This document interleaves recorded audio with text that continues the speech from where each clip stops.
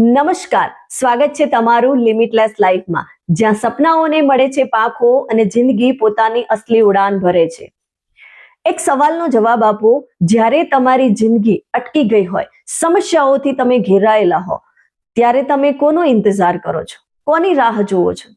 કોઈ તકની, કોઈ સપોર્ટની, કે પછી કોઈ ચમત્કારની? મોટાભાગના લોકો એવું વિચારે છે કે કોઈ સારી તક મળી જાય તો, કોઈક માર્ગદર્શક મળી જાય તો, કોઈ હાથ પકડીને આગળ લઈ જાય તો.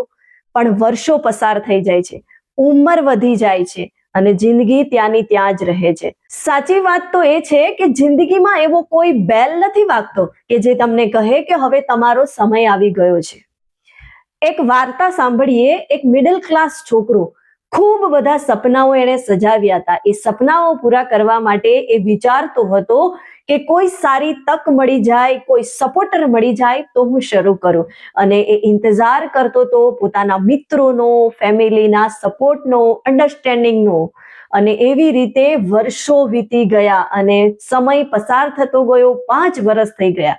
એને એક દિવસ વિચાર આવ્યો કે આજે પણ કોઈ નહીં આવે તો હું ત્યાંનો ત્યાં જ રહીશ. મારી જિંદગીમાં હું ક્યારેય આગળ નહીં વધી શકું. અને એણે ત્યારે ડિસિઝન લીધું કે હવે હું મારી જિંદગીને આગળ વધારવા માટે હું મારી જાતને પોતે જ બચાવીશ. અને એણે એક સ્ટેપ લીધું અને એ વ્યક્તિ અત્યારે મિલેનિયર તો નથી, પણ એ વ્યક્તિ અત્યારે રિગ્રેટ ફ્રી લાઈફ જીવી રહ્યો છે. અને ખરેખર એ જ અસલી જીત છે. એક વાત ધ્યાનથી સાંભળી લો. ભગવાન પણ એની મદદ કરે છે જે જાતે ઉઠવા માટે તૈયાર છે, જાતે લડવા માટે તૈયાર છે. દર્દ તમારું છે, સપના તમારા છે, જિમ્મેદારી પણ તમારી છે. જે દિવસથી તમે એવું કહેવાનું શરૂ કરી દેશો કે મારી પાસે કોઈ વિકલ્પ નહોતો, એ દિવસથી તમે ખરેખર મજબૂત બનવા લાગશો. હવે તમારી જાતને એક સવાલ પૂછો. શું હું હજુ પણ કોઈની રાહ જોઈ રહ્યો છું? શું હું હજી પણ બહાના બનાવી રહ્યો છું? શું હું કોઈ ડરથી એક્શન નથી લેતો? જો આનો જવાબ હા હોય તો આજનો દિવસ તમારા માટે ટર્નિંગ પોઈન્ટ બની શકે છે. સફળ લોકો અલગ નથી, પણ એ એક દિવસ એવું માની લે છે જે થશે એ હું જાતે જ કરીશ. એક વાત યાદ રાખજો, જિંદગીમાં મુશ્કેલીઓ આવે, તમે ઘણી બધી મુશ્કેલીઓથી ઘેરાયેલા હોય, કોઈ રસ્તો ના જડતો હોય, ત્યારે કોઈ સુપર હીરો, કોઈ મેજિક નથી થતું.